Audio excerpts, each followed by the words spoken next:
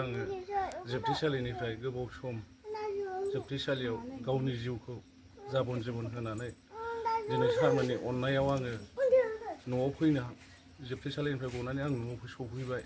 दा सफैनानै आं माखासे मानसिखौ लोगो मोनफैयाखै। दा आंनि फेमिलि गान्थ्रि बसुमतारिया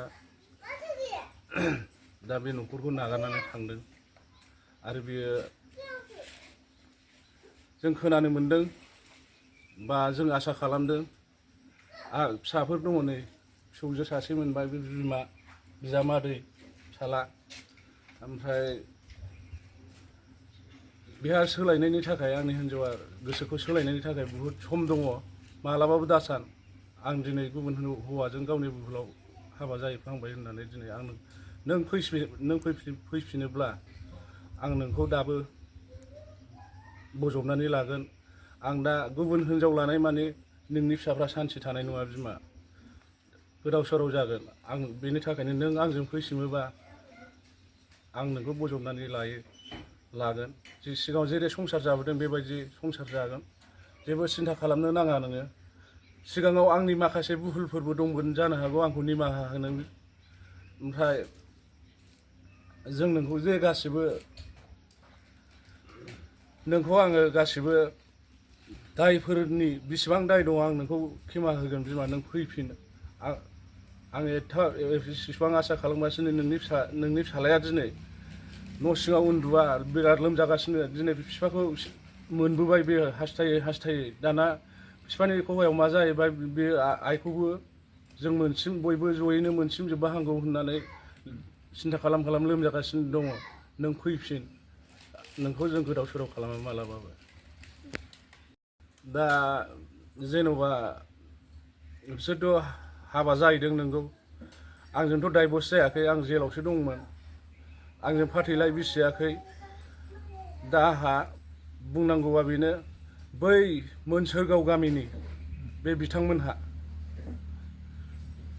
सासे गथ' गथाय गोनांखा मानसिखौ बोरै हाबा होनो हाखो बेहाय जेन'बा बे गामिनि गारजेन मानसि गैया नामा बेखौ साननो हानाय सासे फिसाइ गोनां बेबो गुबुनबा जेबो नङा। आं दिनै हारिनि जिउ बाउसोमग्रा बिनि हिन्जावखौ दिनैहाय बे जायगायाव बेनि रायजोआ बोरै हाबा होनो हाखो बे गावबुराया बोरै हाबा होनो हाखो बिनि हाब भाबखौ मिथियाबा। दा खोथाया बे फैदों आंनि हिन्जावखौ अननानै हगारहर जेबो नङा जों गासिबो रायजो राजाखौ लानानै जों मिलायगोन। जों बेहाय दावराव दावसि जाया नांलाय खमलाय खालामा। दा बिथाङा आंनि हिन्जावखौ लांनानै दंहैयो बिथांनिसिमबो आं नोंखौ जेबो खालामा नोंखौ आं जेबो केस खालामा आंनि हिन्जावखौ मोजां हगारहर आं खावलायदों आंहा गथ'फोर दङ। आं नोंसोर सिगाङाव संसार जाबाय बेखौ नों जेबो साननो नांला हिन्जावखौ आंनो हरफिननांगौ नामा। आङो बिनि सायाव मा आं बिथाङा जुदि आंनो हिन्जावखौ हरफिनाब्ला आंहा गोबां एभिडेन्स दङ आरो बे एभिडेन्सनि गेजेराव आङो माने सहायनांगोन। आङो समाजनि हेफाजाब लानांगोन आइ आफाखौ हेफाजाब लानांगोन। आं बिथाङा हराबा आङो आइ आफाजों समाजजों गोरोबनानै आङो बेखौ एफआइआर होनाय जागोन। हिन्जावखौ आंनो नांगौ आरो समाजनि माखासे गोनांथि लानाय जागोन। माखासे खोथाया बेखौ हरसिमाबा समाजनि आयेन बायदि आं खारगोन आरोखि। जोंहा जेबो माबा आपत्ति गैया फैफिननानै थाफैनो हागोन न'आवनो। फैफिनगोन जों दाबो नोंखौ नेनानै दङ। बाबाया नोंखौ जेबो खालामा नों फैफिननो हागोन जों नोंखौ गोसोखाङो। फैफिनदो नों आइ जोंखौ अननानै। आङो बिहामजोखौ बै समनिफ्रायनो आङो नेनानै दङमोन नाथाय मानि आंनि फिसालाया बिसिबां बोसोर जेल जानांदों फिसाला गैयैयाव नों मानो मालायनि खोथा लानानै बेबादि हाबा जाखोमा हैया आरो बे रायजोआबो मानो फिसाइ गोनां फिसा गोनांखौ मानो हाबा होखुमानानै होखो। जोंहाबो समाज दं जोंहाबो रायजो राजा दङ आरो मोजां नों फैफिनदो अननानै जों नोंखौ जेबो खालाया अननानै फैयोबा जोंनोबो मोजां नोंनि फिसाया दि बेसेबांबा गोबावनिफ्रायनो जेल जानानै दा नोंखौ हास्थायनानै दं आरो उन्दैनिफ्रायनो गारनानै थांबाय बे गथ'फोरखौ आङो उन्दैनिफ्राय फेदेरजासे आं खांबोबाय दिनै बिफा मोना बिमा मोना जानांबाय फिसौफ्रा दा फिसौफ्रा बुद्धि रोंजोब्बाय सासेया हाबा जाबाय बेखौ अननानै नोङो फैफिनथारनांगोन जोङो आरो फैफिनाबा जों एरेस्ट खालायनाय जागोन। खुलुमबाय। आं नैबे जोंनि गान्दानि न'खरनि आरो गामिनि जानानै आं बेखौनो बुंनो लुबैदों जे बिनि हिन्जावा जे बे गोबाव जेलाव थानाय समावहाय जे दस्राजों बेबायदि एसे मोजां मोनलायनाय बायदि जानानै खारखोमालांनाय साइसआवसो जादों। दा बेवहाय बियो गोबाव सम जेलाव जानानैबाबो बियो दिनैहाय न' फारसे सफैफिनबाय। दा न'आव सफैनानै बियो मोनफैबाय जे बिनि हिन्जावा गैया आरो बिनि न'खरा बेसेबां दुखुआव सैनानै दङ। गथ' गथायफ्रा आलाय सिलायैनो देरबोबाय। दा बिसिनि न'खरा दा खौसेयै आरो बियो गावनि असे बिसिखौ हास्थायफिनदों।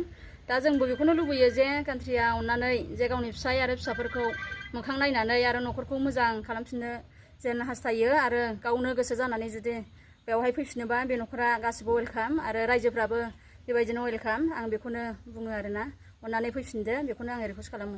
बिजामादै जानानै आइखौ खावलायदों नों फैफिनदो आइयै जोंनि मोखांखौ नायनानै आफायाबो नोंखौ जेबो खालामा नों फैफिनदो आइयै। आंनि बे गान्दानि गामियारि साखाथिनि जानानै दा बिथाङा जेलाव थानायाव जों समाजारि खुंग्रा हिसाबै आं समाजारि नेमखौल' बुंनो सानबाय।